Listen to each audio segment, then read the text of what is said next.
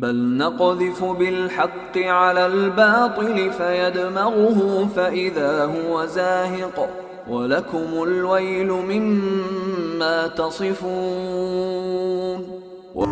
الحمد للہ وحدہ والصلاة والسلام علی من لا نبی بعدہ وعلی آلہ وصحابہ الذین اوفوا عہدہ. اما بعد فاعوذ باللہ من الشیطان الرجیم. بسم اللہ الرحمن الرحیم.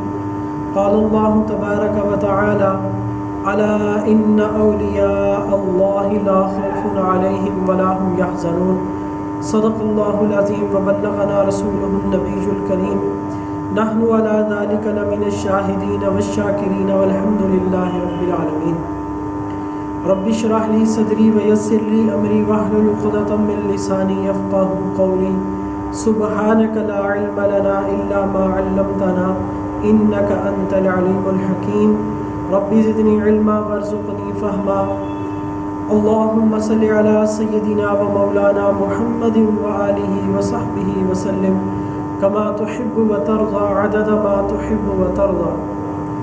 انتہائی واجب الاحترام گرامی قدر سامعین و ناظرین، میری آج کی اس گفتگو کا موضوع ہے کہ اولیاء اللہ کی جو کرامات ہیں وہ حق ہے. اس پر پہلے بھی میں نے ایک تفصیلی بیان ویڈیو ریکارڈ کروایا تھا جس میں معجزہ اور کرامت کی حقیقت پر تفصیلی میں نے بات کی تھی کہ معجزات اور کرامات یہ اللہ تعالیٰ کا فعل ہوتے ہیں اور یہ خرق عادت ہوتے ہیں. اگر نبی کے ہاتھ پر ظاہر ہو تو اس کو معجزہ کہتے ہیں، اور اگر کسی ولی کے ہاتھ پر ظاہر ہو تو اس کو کرامت کہتے ہیں. معجزہ اور کرامت، معجزہ جس طرح نبی کی نبوت کی دلیل ہوتا ہے، اسی طرح کرامت بھی جو ہے وہ ولی کی ولایت کی دلیل ہوتی ہے. تو اس کے ولی ہونے کی دلیل ہوتی ہے کرامت. تو آج جو ہے یہ بعض لوگ معجزات پر بھی اعتراض کرتے ہیں، کرامات پر بھی اعتراض کرتے ہیں. انہی میں سے ایک شخص یہ ہے جس کا نام ڈاکٹر طالب الرحمن ہے، جس نے کتاب لکھی دیوبندیت کے نام سے.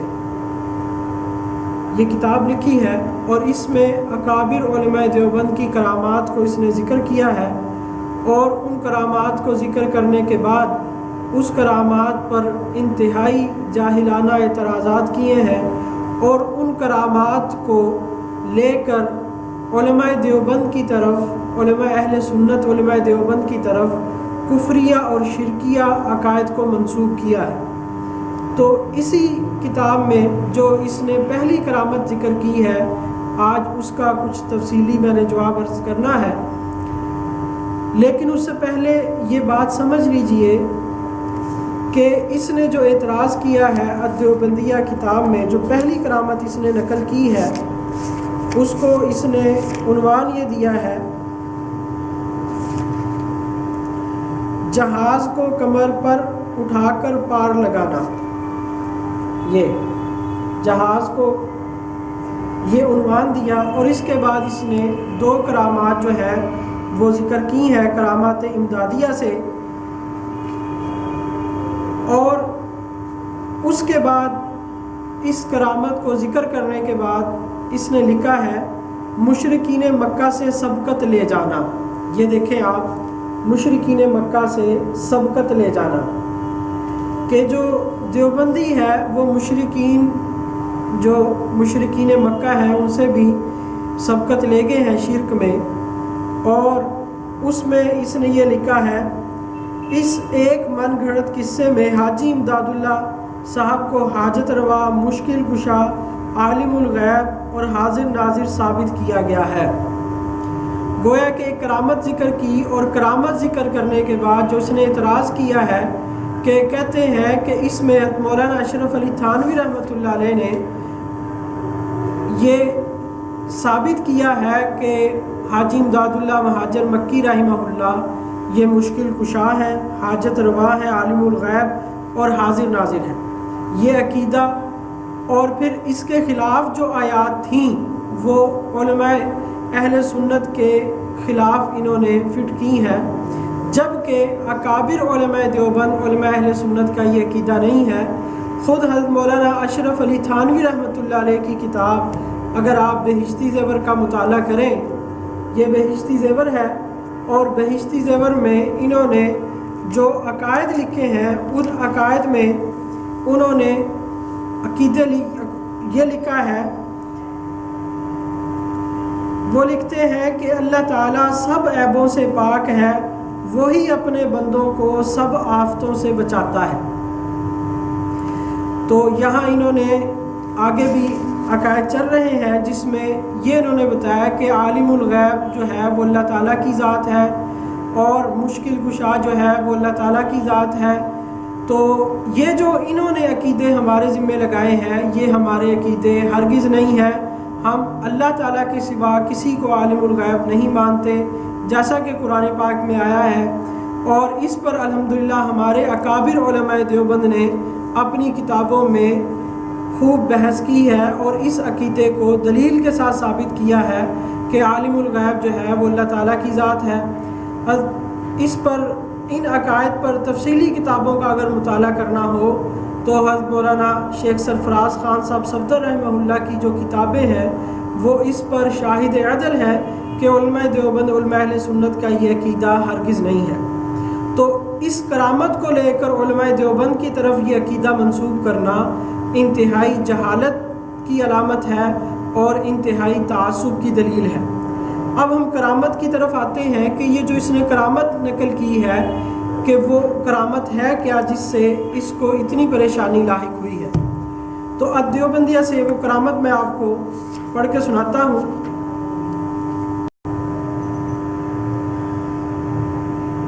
یہ لکھتے ہیں مولانا اشرف علی تھانوی مولوی نظام الدین صاحب کرانوی سے وہ مولوی عبداللہ عراقی سے روایت کرتے ہیں کہ ایک نہایت معتبر شخص ولایتی بیان کرتے ہیں کہ میرے ایک دوست بقیت السلف حجت الخلف قدوۃ السالکین زبدۃ العارفین شیخ الکل فی الکل مولانا حاجی امداد اللہ صاحب چشتی صابری تھانوی ثم المکی سلمہ اللہ سے بیعت تھے۔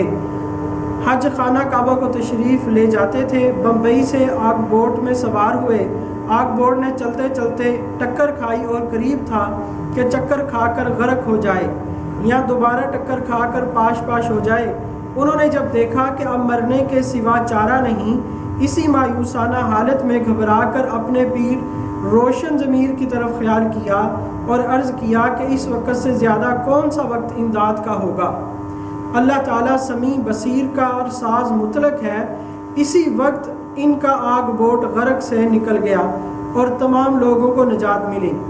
ادھر تو یہ قصہ پیش آیا، ادھر اگلے روز مخدوم جہاں اپنے خادم سے بولے ذرا میری کمر تو دباؤ، نہایت درد کرتی ہے۔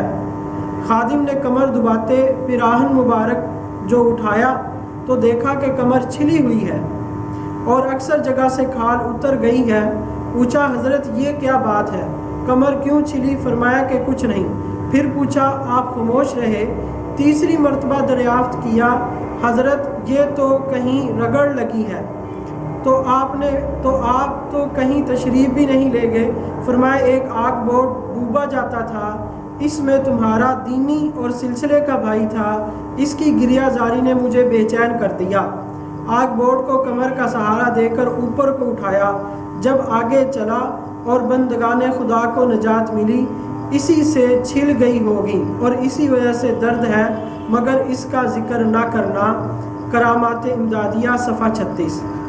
اور پھر اسی طرح کا ایک واقعہ جس میں حافظ محمد ضامر رحمۃ اللہ علیہ بھی ساتھ اس واقعے میں شریک ہے، یہ واقعہ نقل کیا ہے، اور پھر اس پر یہ اعتراض کیا ہے کہ تھانوی رحمہ اللہ نے اس واقعے میں حاجی صاحب کو مشکل کشا اور عالم الغیب جو ہے وہ ثابت کرنے کی کوشش کی ہے کہ انہوں نے اس مشکل سے نجات دی، اور اس مشکل سے نجات دینے کے بعد ان کو عالم الغیب بھی ثابت کیا کہ ان کے علم میں تھا کہ میرا ایک مرید جو ہے وہ مشکل میں پھنسا ہے۔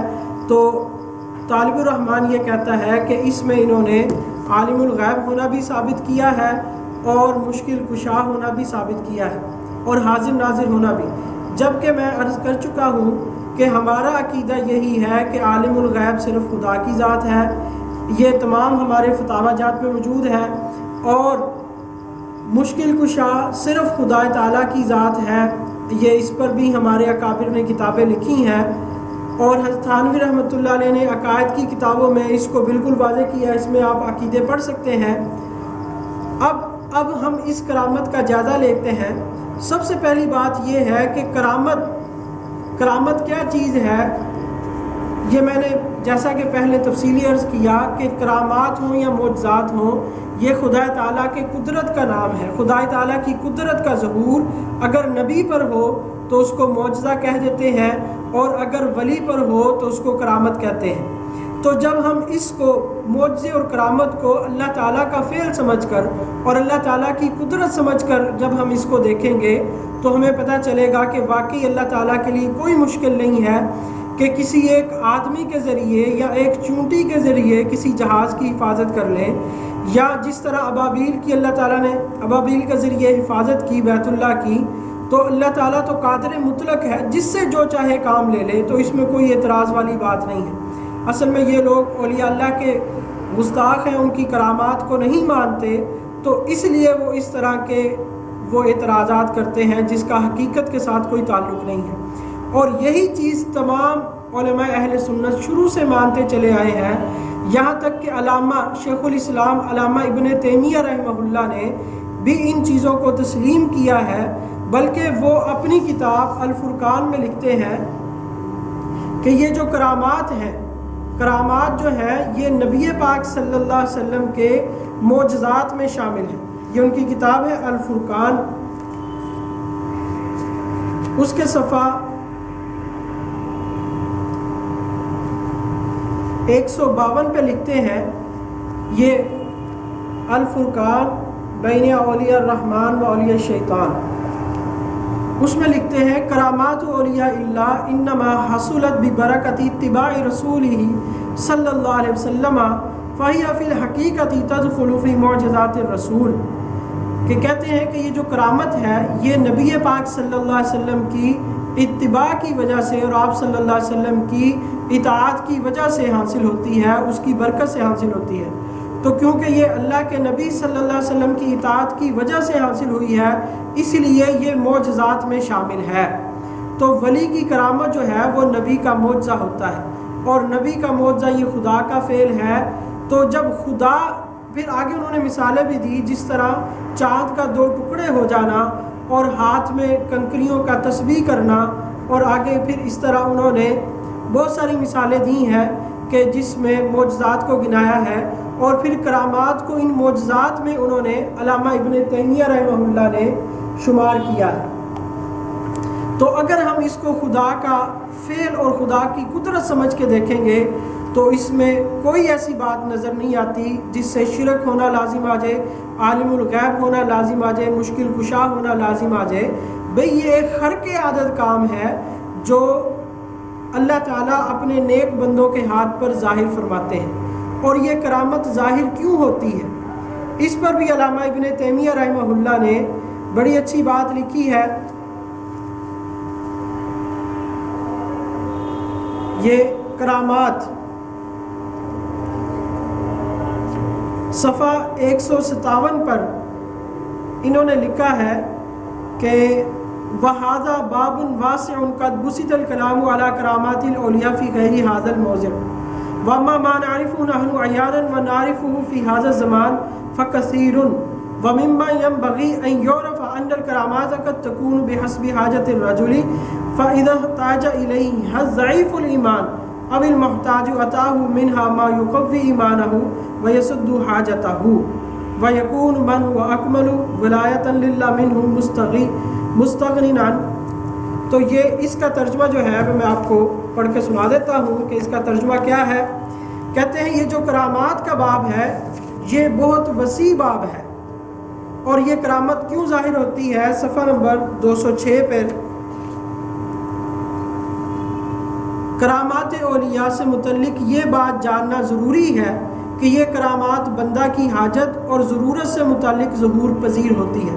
یہ علامہ ابن تیمیہ رحمہ اللہ اس بات کو تحریر فرما رہے ہیں۔ جب کوئی ضعیف الایمان یا کوئی محتاج شخص ہوتا ہے تو بعض مرتبہ اس کے ساتھ کرامات کا ظہور ہوتا ہے، اور اس سے مقصد صرف اس کے ایمان کی تقویت یا اس کی حاجت روائی ہوتی ہے۔ یہ علامہ ابن تیمیہ رحمہ اللہ یہ لکھ رہے ہیں، یہ عربی کتاب ہے اور یہ اس کا اردو ترجمہ ہے، یہ آپ دونوں ملاحظہ فرما سکتے ہیں۔ تو وہ فرما رہے ہیں کہ اس کا ظہور اس لیے ہوتا ہے کہ وہ اگر کوئی ضعیف الایمان ہے تو اس کا ایمان قوی ہو جائے، یا کوئی ضرورت مند ہے اور حاجت مند ہے تو اس کی ضرورت اور حاجت پوری ہو جائے۔ یہ کرامت کا ظہور اس لیے ہوتا ہے۔ تو یہاں بھی وہ ضرورت مند تھے، حاجت مند تھے، تو یہاں کرامت کا ظہور ہوا، اور اللہ تعالیٰ نے حاجی امداد اللہ مہاجر مکی رحمہ اللہ کے ذریعے اس جہاز کو غرق ہونے سے بچا لیا، تو یہ ان کی کرامت ہے۔ اور یہ علامہ ابن تیمیہ رحمہ اللہ نے اس کو ایک اور جگہ پر بڑے اچھے انداز سے لکھا ہے، صفحہ 103۔ اب یہ دیکھیں علامہ ابن تیمیہ رحمہ اللہ یہ لکھ رہے ہیں، یہ ہماری بات نہیں ہے۔ اگر یہ فتویٰ ان پر اگر ہم پر لگتا ہے تو پھر ابن تیمیہ رحمہ اللہ پر بھی یہ فتویٰ صادر کر دینا چاہیے کہ ابن تیمیہ رحمہ اللہ نے کیا بات ارشاد فرمائی ہے۔ اب آپ اس کو غور سے سنیں اور اس کو ملاحظہ فرمائیں، پھر میں اس واقعے پر کچھ دلائل بھی عرض کروں گا قرآن پاک سے اور حدیث شریف سے، اور پھر خود اکابر علماء اہل حدیث کی کتابوں سے۔ علامہ ابن تیمیہ رحمہ اللہ لکھتے ہیں کہ اکثر لوگوں کو آپ دیکھیں گے، ان کا کسی کو ولی اللہ پر اعتقاد کرنے کا پس منظر صرف یہ ہوتا ہے کہ اس سے کچھ کشف یا کرامات کا صدور ہوا ہے، کہ ہم عام طور پر لوگ اس کو ولی سمجھتے ہیں کہ جس سے کشف کی کوئی بات ظاہر ہو جائے یا کوئی کرامت ظاہر ہو جائے، اس کو ولی سمجھتے ہیں۔ مثال کے طور پر علامہ ابن تیمیہ فرماتے ہیں کہ مثلا کہ وہ کسی کی طرف اشارہ کر دے تو اس کی تو اب دیکھیں یہ انہوں نے کتنی واضح بات ارشاد فرمائی کہ جس کو یہ لوگ ولی تصور کرتے ہیں کہ وہ شخص غائب ہے یا وہ فوت ہو چکا ہے، اس کے غائب اور فوت ہونے کے باوجود اس کو کوئی شخص اپنی حاجت بیان کرتا ہے، اور وہ ولی جو ہے وہ شخص جو ہے وہ نمودار ہوتا ہے اور فریادی کی فریاد پوری کرتا ہے، فریادی کی فریاد پوری کرتا ہے۔ یہ علامہ ابن تیمیہ رحمہ اللہ اس بات کو نقل کر رہے ہیں۔ اب آپ دیکھیں کہ وہ غائب ہے، اس کو پکارا ہے اور وہ آیا اور اس کی حاجت کو بھی پورا کر دیا، تو کیا اس پر بھی آپ علامہ ابن تیمیہ رحمہ اللہ پر کفر اور شرک کا فتویٰ صادر فرمائیں گے؟ پھر آگے انہوں نے یہ بات فرمائی ہے، علامہ ابن تیمیہ رحمہ اللہ فرماتے ہیں کہ ان سب چیزوں میں اصل کیا ہے کہ دیکھا جائے گا جب تک کہ اس کے اندر رسول اللہ صلی اللہ علیہ وسلم کی اتباع اور امر و نہی میں آپ کی موافقت نہ دیکھ لی جائے، مطابقت و موافقت نبوی کے ساتھ ہی وہ ولی اللہ تسلیم کیا جائے گا۔ اگر یہ کرامات اس سے صادر ہوئی ہیں کہ وہ غائب تھا یا فوت ہو چکا تھا، اور غائب اور فوت ہونے کے باوجود کسی کی اس نے مدد کی ہے اور اس کی حاجت کو پورا کیا ہے، تو اگر تو وہ متبع سنت ہے تو اس کو ولی شمار کیا جائے گا، اگر وہ متبع سنت نہیں ہے تو وہ اللہ تعالیٰ کا ولی اس کو شمار نہیں کیا جائے گا۔ تو یہ پھر استدراج میں یہ چیز آ جاتی ہے۔ تو دیکھیں علامہ ابن تیمیہ رحمہ اللہ نے یہ بات بالکل واضح طور پر فرما دی کہ ایسا ہونا ممکن ہے، اور یہ اولیاء اللہ کی کرامات میں سے کرامت ہوتی ہے، اور یہ کرامت در حقیقت نبی پاک صلی اللہ علیہ وسلم کے معجزات میں شامل ہے۔ تو جو کرامات کا منکر ہے وہ معجزات کا منکر ہے، اور جو معجزات کا منکر ہے اور کرامات کا منکر ہے تو اس کے گمراہ ہونے پر کوئی شک نہیں ہے، کیونکہ معجزات اور کرامات کی جو اصل ہے وہ قرآن حکیم سے بھی ثابت ہے۔ اب ہم دیکھتے ہیں کہ جب ہمیں پتہ چل گیا کہ یہ جو معجزہ اور کرامت ہے یہ اللہ تعالیٰ کا فعل ہے، اور اللہ تعالیٰ اپنے بندوں کی مدد کرتے ہیں، فریاد جو مشکل میں پھنسا ہو اللہ تعالیٰ اس کی مشکل کشائی فرماتے ہیں، وہ چاہے اللہ تعالیٰ خود کر دیں، کسی کے ذریعے کریں، ملائکہ کے ذریعے کریں، بشر کے ذریعے کریں، جن کے ذریعے کریں، انس کے ذریعے کریں، وہ اللہ تعالیٰ حکیم ہے اور مدبر ہے، جس طرح وہ مناسب سمجھتا ہے اس حال کے مناسب سمجھتا ہے وہ اپنے بندوں کی مدد فرماتے ہیں۔ اب دیکھیں قرآن پاک میں اللہ جل شانہ ارشاد فرما رہے ہیں، یہ سورہ آل عمران کی آیات ہیں 122، 23 اور 24، 25، 26، یہ آیات ہیں جس میں اللہ تبارک و تعالیٰ نے بدر کا واقعہ ذکر کیا ہے۔ جس میں اللہ جل شانہ فرما رہے ہیں اعوذ باللہ من الشیطان الرجیم اذ ہمت طائفتان منکم ان تفشلا واللہ ولیہما، اور جب اس وقت تم میں سے دو جماعتوں نے جی چھوڑ دینا چاہا، جب مسلمانوں کی دو جماعتیں جی چھوڑ دینا چاہا مگر خدا ان کا مددگار تھا۔ مددگار کون ہے؟ خدا ہے، اور وہ بالکل جی چھوڑ چکے تھے کہ ایسا نہ ہو کہ ہمیں شکست ہو جائے۔ وَعَلَى اللَّهِ فَلْيَتَوَكَّلِ الْمُؤْمِنُونَ، اور اللہ ہی پر مومنوں کو اعتماد اور توکل ہونا چاہیے۔ پھر آگے اللہ تعالیٰ فرما رہے ہیں وَلَقَدْ نَصَرَكُمُ اللَّهُ بِبَدْرٍ، اور اللہ تعالیٰ نے بدر میں تمہاری مدد کی تھی۔ وَأَنْتُمْ أَذِلَّةٌ، جب تم بے سر و سامان تھے، جب تمہارے ہاتھ میں کچھ نہیں تھا تو اللہ تعالیٰ نے وہاں تمہاری مدد کی۔ تو یہاں جب جو جہاز غرق ہو رہا تھا اب اس کے اختیار میں کچھ نہیں تھا تو وہاں بھی اللہ تعالیٰ نے اس کی مدد کی ہے۔ تو اللہ ہی مدد کرتے ہیں اور اللہ ہی ولی ہیں۔ اب بدر میں اللہ تعالیٰ نے فرشتوں کے ذریعے مدد کی۔ فَاتَّقُوا اللَّهَ لَعَلَّكُمْ تَشْكُرُونَ اِذْ تَقُولُ لِلْمُؤْمِنِينَ، اور جب آپ کہہ رہے تھے مومنین سے أَلَنْ يَكْفِيَكُمْ أَن يُمِدَّكُمْ رَبُّكُمْ بِثَلَاثَةِ آلَافٍ مِّنَ الْمَلَائِكَةِ مُنزَلِينَ، کیا یہ بات تمہارے لیے کافی نہیں ہے کہ اللہ تعالیٰ 3000 فرشتے نازل کرے تمہاری مدد کو؟ اور پھر آگے اللہ تعالیٰ نے بتایا کہ ہاں ان تصبروا وتتقوا، اگر تم صبر کرو اور اللہ سے ڈرو، اور جب یہ دشمن تم پر حملہ کریں گے اور تم صبر کرو گے اور اللہ تعالیٰ سے ڈرو گے تو تمہارا رب کیا کرے گا؟ یمددکم ربکم بخمسۃ آلاف من الملائکۃ مصومین، اللہ تعالیٰ 5000 فرشتوں کے ذریعے تمہاری مدد کو تیار ہے۔ تو پہلے 3000 فرشتے، پھر 5000 فرشتوں کے ذریعے اللہ تعالیٰ نے مدد فرمائی، اور آگے کیا کہا؟ وما جعلہ اللہ الا بشرا لکم، اور یہ جو ہے یہ میں نے صرف تمہارے لیے خوشخبری کے لیے، یہ تمہارے لیے جو بشارت دی ہے یہ تمہارے لیے صرف بشارت ہے، ورنہ حقیقت کیا ہے؟ یہ صرف تمہارے لیے بشارت ہے، خوشخبری ہے۔ وَلِتَطْمَئِنَّ قُلُوبُكُمْ بِهِ، تاکہ تمہارے دل اس سے مطمئن ہو جائے۔ حقیقت میں کیا ہے؟ وَمَا النَّصْرُ إِلَّا مِنْ عِنْدِ اللَّهِ، حقیقت یہ ہے کہ مدد جو ہے وہ اللہ ہی کی طرف سے ہوتی ہے، فرشتے ایک سبب اور ذریعہ ہوتے ہیں، اور مدد اللہ کی طرف سے ہوتی ہے، اللہ ہی مدد کرتے ہیں، جو العزیز الحکیم، جو غالب حکمت والا ہے۔ تو دیکھیں بدر میں اللہ تعالیٰ نے مسلمانوں کی مدد کی ہے فرشتوں کے ذریعے، لیکن اللہ فرما رہے ہیں فرشتے تمہاری صرف کس کے لیے تھے؟ اطمینان قلب کے لیے تھے۔ حقیقت میں مدد اللہ کی طرف سے ہے، حقیقت میں فعل اور قدرت خدا کی ہوتی ہے، اور آگے ظہور کس طرح ہو وہ اللہ جس طرح بہتر چاہتے ہیں۔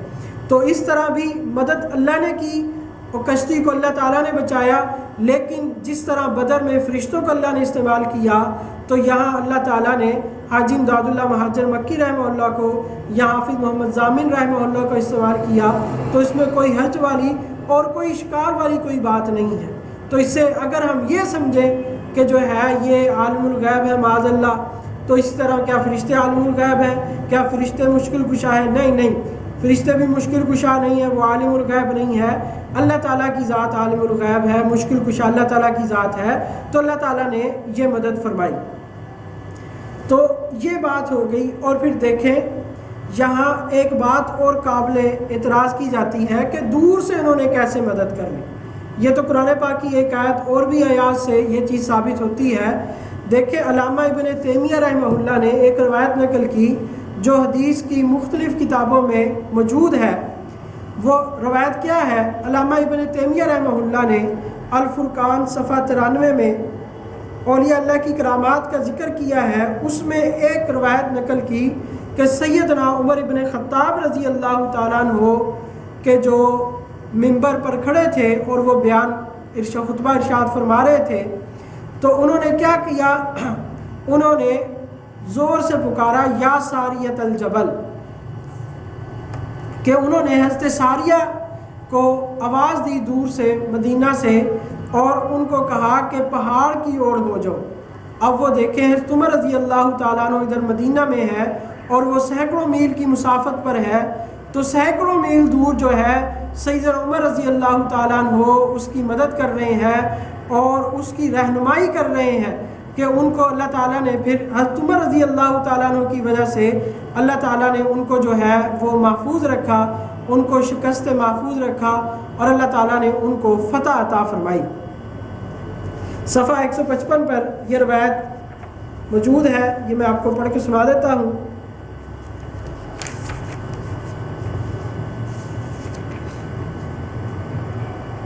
عمر بن الخطاب لما ارسل جيشا امر عليهم رجلا يسمى ساريا فبينما عمر يخطب فجعل يصيح على المنبر يا ساريا الجبل يا ساريا الجبل الجبل فقدم رسول الجيش فسأله فقال يا امير المؤمنين لقينا عدوا فهزمونا فاذا بصائح يا سارية الجبل يا سارية الجبل فاسندنا ظهورنا بالجبل فهزمهم الله۔ تو ہم نے اس پکارنے والے کی پکار کو جب سنا تو ہم نے جو ہے وہ اپنی پیٹھ جو ہے وہ پہاڑ کی طرف کی، تو اللہ تعالیٰ نے اس تدبیر سے ہمیں فتح عطا فرمائی۔ تو یہ دور سے ان کی مدد کر رہے ہیں، تو جب ان کی آواز سے مدد ہو سکتی ہے تو اگر اس کو کیا کہیں گے، حضرت عمر فاروق رضی اللہ تعالیٰ عنہ کو کیا ہم عالم الغیب سمجھیں گے کہ ان کو پتہ چل گیا ہے، یا ان کو حاضر ناظر سمجھ لیں گے، یا مشکل کشا سمجھ لیں گے؟ نہیں، اس سے یہ ثابت نہیں آتا، اس سے صرف یہ ثابت آتا ہے کہ اللہ تعالیٰ نے ان کی مدد کی ہے اور کرامتاً حضرت عمر فاروق رضی اللہ تعالیٰ عنہ کو استعمال فرمایا کہ اللہ تعالیٰ نے حضرت عمر رضی اللہ تعالیٰ عنہ کے ذریعے ان کی مدد فرمائی اور ان کو بچا لیا، محفوظ رکھا شکست سے، اور ان کو اللہ تعالیٰ نے فتح عطا فرمائی۔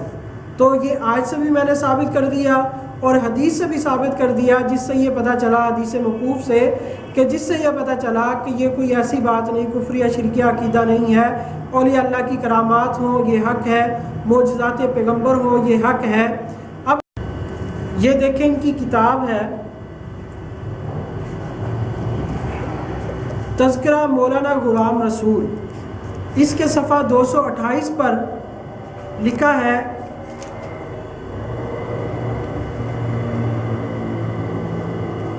کہتے ہیں موضع صدرہ ضلع شاہپور کے حافظ غلام محمد ایک دن غلام رسول کی خدمت میں حاضر ہوئے اور انہیں دیکھتے ہی رونے لگے۔ مولانا نے رونے کی وجہ پوچھی تو بتایا کہ گاؤں کا نمبردار انہیں بہت اذیت پہنچاتا ہے اور پریشان کرتا ہے۔ معاملہ یہاں تک پہنچ گیا کہ اس نے مجھے گاؤں سے بھی نکال دیا ہے۔ نمبردار سے میرے اختلاف کا باعث فقط شرعی معاملات ہیں۔ حافظ غلام محمد کی بات سن کر مولانا خاموش رہے۔ حافظ صاحب بیان کرتے ہیں کہ میں 3 دن مولانا کی خدمت میں رہا۔ وہ اپنی جوتی، مولانا اپنی جگہ پر موجود تھے تو وہاں اپنی جوتی صبح کے بعد 5 مرتبہ زور سے زمین پر مارتے تھے۔ تیسرے روز مجھے فرمایا کہ حافظ جاؤ جلدی پہنچو تاکہ اس نمبردار کا جنازہ تم ہی پڑھاؤ، اس طرح دشمن سے بھی تمہیں ثواب مل جائے گا۔ حافظ آپ کہتے ہیں کہ میں جب گاؤں کے قریب پہنچا تو دیکھا لوگ اس نمبردار کا جنازہ لیے جا رہے ہیں۔ مولانا کے فرمان کے مطابق جنازہ میں نے ہی پڑھایا۔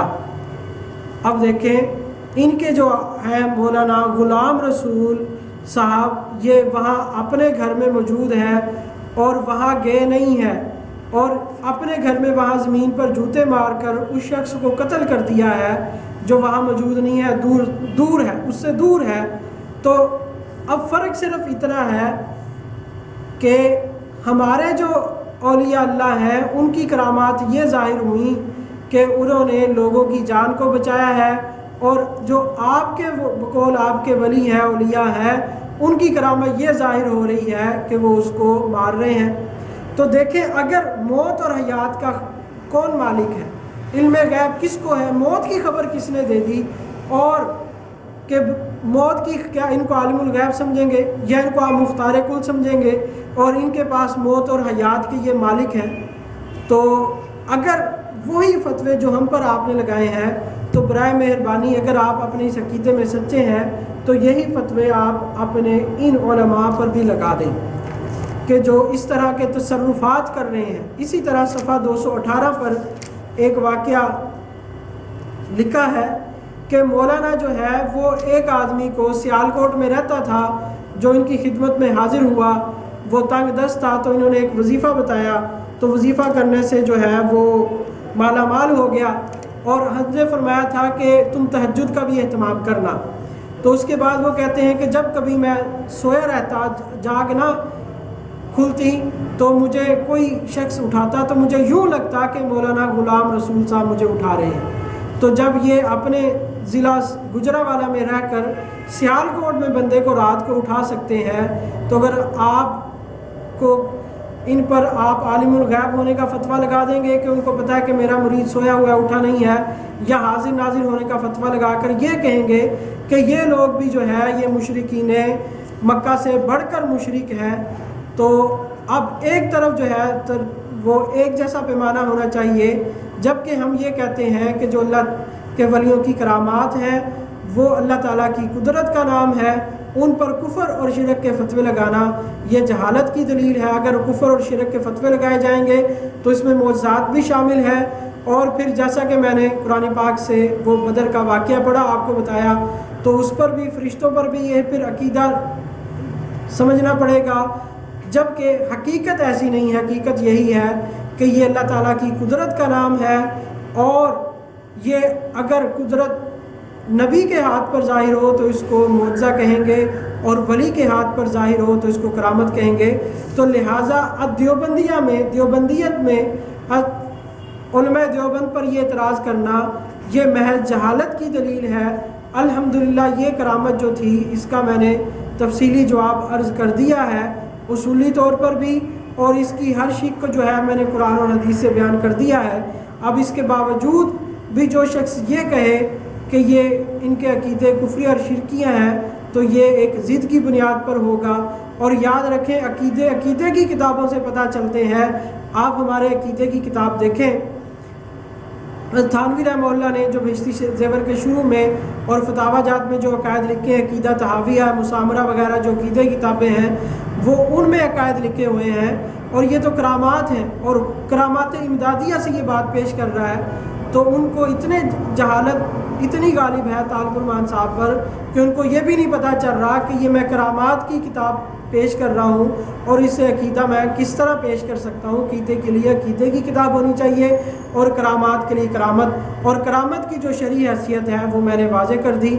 اللہ تعالی ہم سب کو صحیح سمجھ عطا فرمائے. وما علینا الا البلاغ المبین.